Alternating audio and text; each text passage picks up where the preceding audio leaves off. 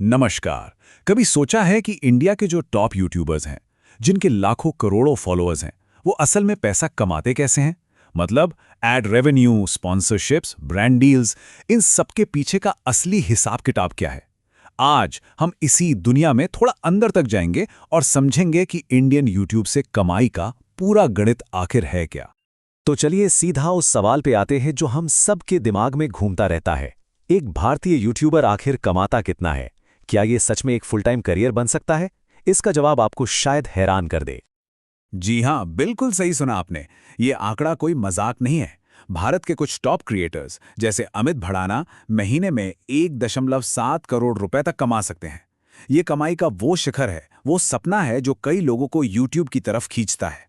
लेकिन असली सवाल ये है कि इस मंजिल तक पहुंचने का रास्ता क्या है। इतनी बड़ी कमाई रातों रात तो नहीं होती, है ना? हर क्रिएटर को एक सफर तय करना पड़ता है और उस सफर की शुरुआत होती है कुछ बहुत जरूरी कदमों से। तो चलिए देखते हैं कि ये कहानी शुरू कहाँ से होती है। तो कमाई का जो सबसे पहला, सबसे बेसिक जरिया है, वो है एड रेवेन्यू। मतलब वो पैसा जो यूट्यूब आपको अपने वीडियो पर विज्ञापन दिखाने के लिए देता है। ये समझिए कि हर क्रिएटर के लिए कमाई का ये पहला पड़ाव है। लेकिन एड्स से कमाई शुरू करने के लिए आपको यूट्यूब पार्टनर प्रोग्राम यानी वाईपीपी का हिस्सा बनना होता है। और इसकी 3 मुख्य शर्तें हैं। चैनल पर कम से कम 1000 सब्सक्राइबर्स होने चाहिए और पिछले 12 महीनों में 4000 घंटे का वॉच टाइम पूरा होना चाहिए। और अगर आप शॉर्ट्स बनाते हैं तो एक और ऑप्शन है, पिछले 90 दिनों में 10 मिलियन व्यूज का टारगेट। ये वो पहली सीढ़ियां हैं जिन्हें पार करना सच कहूं तो आसान नहीं होता।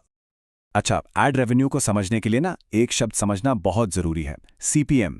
इसका मतलब है कॉस्ट पर मिल, या कह लीजिए प्रति हजार लागत। सीधे सीधे बोलें तो ये वो पैसा है जो कंपनियां आपके वीडियो पर 1000 बार एड दिखाने के लिए यूट्यूब को देती हैं, और इसी पैसे का एक हिस्सा फिर आपको मिलता है।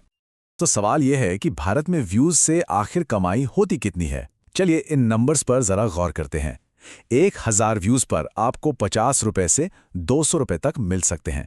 इसका मतलब है कि 10 लाख व्यूज पर आपकी कमाई 50,000 रुपए से लेकर 2 लाख रुपए के बीच हो सकती है। हाँ, एक बात याद रखने वाली है कि ये आंकड़े आपकी नीश और दर्शकों के हिसाब से बदलते रहते हैं, पर ये एड रेवेन्यू की एक असल तस्वीर जरूर दिखाते हैं। ओके, तो एड रेवेन्यू ये तो बस कहानी की शुरुआत है। यूट्यूब पर जो असली पैसा है, जो बड़ी कमाई है, वो आती है ब्रांड डील्स और स्पॉन्सरशिप से। यहीं पर आकर क्रिएटर्स अपनी कमाई को कई गुना बढ़ा लेते हैं। एड रेवेन्यू और ब्रांड डील्स में जमीन आसमान का फर्क है, और ये समझना बहुत जरूरी है। देखिए, एड रेवेन्यू हर महीने व्यूज के हिसाब से कम ज्यादा होता रहता है और ये पैसा यूट्यूब देता है। वहीं दूसरी तरफ ब्रांड डील्स में आपको एक फिक्स रकम मिलती है जो सीधे ब्रांड देता है, और ये रकम एड रेवेन्यू से कहीं कहीं ज्यादा होती है। और यही वजह है कि ज्यादातर बड़े क्रिएटर्स का फोकस ब्रांड पार्टनरशिप्स हासिल करने पर रहता है। तो मन में सवाल आता है कि भाई ब्रांड डील्स के लिए चार्ज कितना करे? भारत में 10 से 50,000 सब्सक्राइबर्स वाले नैनो क्रिएटर्स एक वीडियो के लिए 5,000 रुपए से 25,000 रुपए तक आराम से कमा सकते हैं। वहीं 1 लाख से ज़्यादा सब्सक्राइबर्स वाले मैक्रो क्रिएटर्स की कमाई एक वीडियो के लिए 1 लाख रुपए से 3 लाख रुपए या उससे भी कहीं ज़्यादा हो सकती है। ये आंकड़े साफ दिखाते हैं कि चैनल के बढ़ने के साथ साथ कमाई की पोटेंशियल कैसे आसमान छूती है। ठीक है, कमाई के जरिए तो समझ आ गए, लेकिन एक क्रिएटर की वैल्यू, उसकी कीमत तय कैसे होती है? क्यों कुछ चैनल्स बहुत ज्यादा कमाते हैं और कुछ उतने ही सब्सक्राइबर्स पर कम? इसका जवाब कुछ बहुत जरूरी फैक्टर्स में छिपा है। देखिए, कमाई सिर्फ सब्सक्राइबर काउंट का खेल नहीं है। असल में 4 चीजें हैं जो सबसे ज्यादा मैटर करती हैं। आपकी नीश, मतलब आप किस टॉपिक पर वीडियो बनाते हैं। आपके दर्शक कहाँ से हैं, मतलब उनकी जियोग्राफी। आपका ऑडियंस एंगेजमेंट कैसा है, यानी लाइक्स, कमेंट्स और वॉच टाइम। और हाँ, आपके वीडियो की लंबाई कितनी है।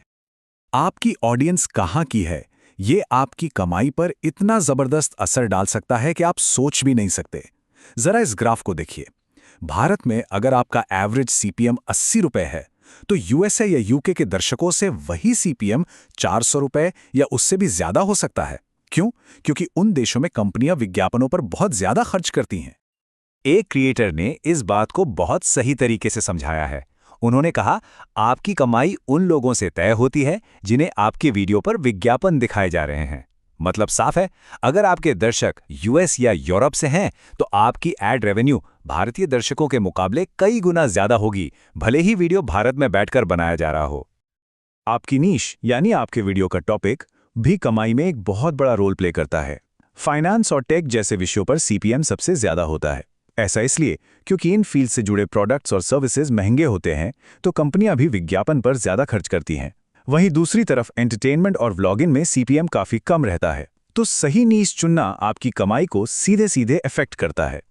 तो फिर कमाई बढ़ाने के और क्या तरीके हैं? देखिए, एक समझदार और सफल यूट्यूबर सिर्फ एड्स और ब्रांड डील्स के भरोसे नहीं बैठता। वो अपनी आय के कई अलग अलग स्रोत बनाता है ताकि एक लंबा और टिकाऊ करियर बन सके। एक स्मार्ट क्रिएटर हमेशा अपनी इनकम को डाइवर्सिफाई करता है, मतलब कमाई के कई अलग अलग रास्ते बनाता है। ब्रांड स्पॉन्सरशिप्स तो हैं ही, पर एफिलिएट मार्केटिंग एक जबरदस्त जरिया है जहां आप प्रोडक्ट्स के लिंक शेयर करके कमीशन कमा सकते हैं। आप अपनी खुद की मर्चेंडाइज बेच सकते हैं, चैनल मेंबरशिप से अपने लॉयल फैंस को एक्सक्लूसिव कंटेंट दे सकते हैं और लाइव स्ट्रीम्स के दौरान सुपर चैट से भी कमा सकते हैं। ये सब मिलकर एक बहुत मजबूत फाइनेंशियल बेस बनाते हैं। तो हमने YouTube से कमाई के पूरे सफर को देखा, पहले एड रेवेन्यू से लेकर एक पूरा करियर बनाने तक। अब इस सारी जानकारी को एक साथ रखकर देखते हैं कि वो कौन सी जरूरी बातें हैं जो हमेशा याद रखनी चाहिए। तो सबसे जरूरी बातें क्या हैं जिन्हें गांठ बांध लेना है? पहली, एक हाई वैल्यू नीश पर फोकस करें जहां विज्ञापन देने वाले ज्यादा पैसा खर्च करने को तैयार हों। दूसरी, सिर्फ सब्सक्राइबर्स के पीछे ना भागें, एक एंगेज्ड कम्युनिटी बनाएं जो आपके कंटेंट से सच में जुड़े। तीसरी, अपनी आय में विविधता लाएं, कभी भी एक स्रोत के भरोसे ना रहें। और चौथी, अपने एनालिटिक्स को समझें और जानें कि आपके दर्शक कहां से हैं, क्योंकि वही आपकी कमाई की असली चाबी है। देखिए, ये सारी जानकारी सिर्फ सुनने के लिए नहीं है, ये काम करने के लिए है।